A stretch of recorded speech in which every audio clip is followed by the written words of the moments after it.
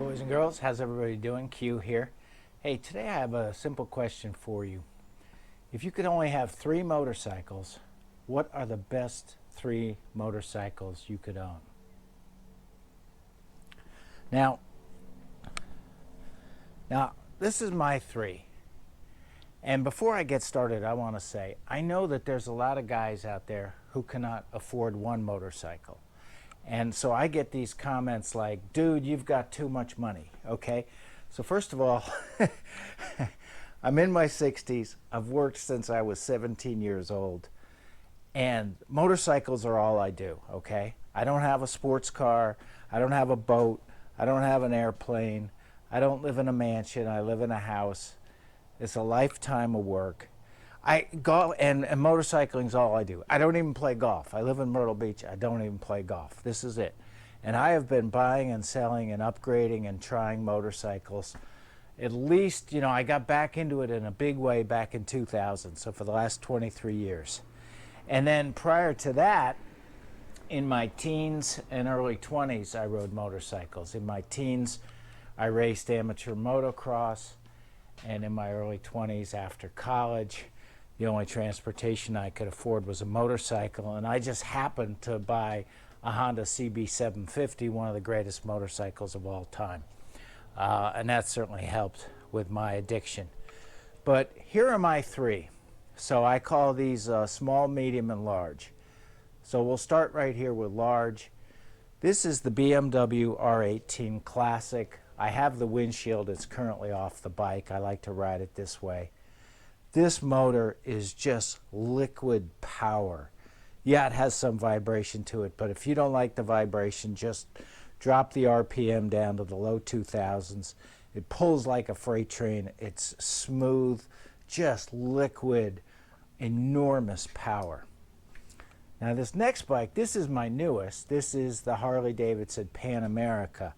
And this thing is a go anywhere, do anything, comfortable bike. 150 horsepower.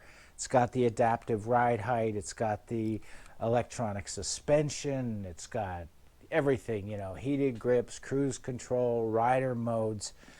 Absolutely awesome, awesome bike. And it gets me in the Harley Club. And sometimes I like to be in the Harley Club. I'm an American. There's my little flag to prove it. And so I like to ride an American motorcycle. I like to support Harley Davidson.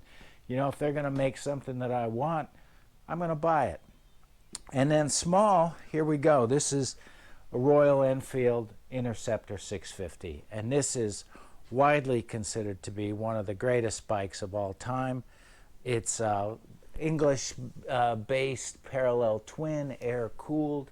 Thing's got 47 horsepower. It'll do 100 miles an hour.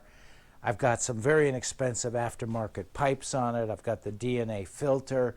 I took off the mirrors. I've got the bar end mirrors. I've got the fly screen. I painted this black because I didn't like that stupid silver. There's way too many silvers going on here. Anyway, every time I get on this, it puts a huge, huge smile on my face. So I get on this bike. I think it's the greatest thing ever made. Then I ride the Pan America. I think that's the greatest motorcycle ever made. And then I get on this BMW R18. I think this is the greatest motorcycle ever made. And I keep saying, if you only had one bike, what would it be? Well, this thing obviously is not going to go down a dirt road, but it's a pretty good choice if you're going to stay on the pavement. It's an awesome machine, very unique. The styling is incredible. The feeling is wonderful. This is your do-it-all bike. So maybe this is the one bike I would keep if I could only have one. But, it certainly doesn't have the presence of the BMW, and it doesn't have the classic looks and appeal of this Royal Enfield. And then I say, well, then this Royal Enfield, this is the only bike I need, right? But the problem with this one is, you certainly don't want to sit on this for 3 hours. You don't want to do 400-mile days on this seat. This is the quote-unquote upgraded touring seat, and it's still pretty thin. So, an hour on this thing, and you're ready to get off of it. So, those are my 3 bikes. Now, again, and I'm on a budget. I am not rich. It's all relative, right? If you've got a garage with 20 motorcycles, I don't begrudge you of that. I think that's great, you know, and I wish I could do that too. But, you know, in terms of room and budget and practicality and a wife who understands that I'm crazy, but there are limits, you know, these are my 3 bikes. So what would you do if you could have 3 bikes? Or if you do have 3 bikes, do you have 3 better bikes than these 3? I'd love to hear it. So that's it, guys. That's the question today. If you could only have 3 motorcycles, could you do better than I've done here? Thanks for watching, and bye for now.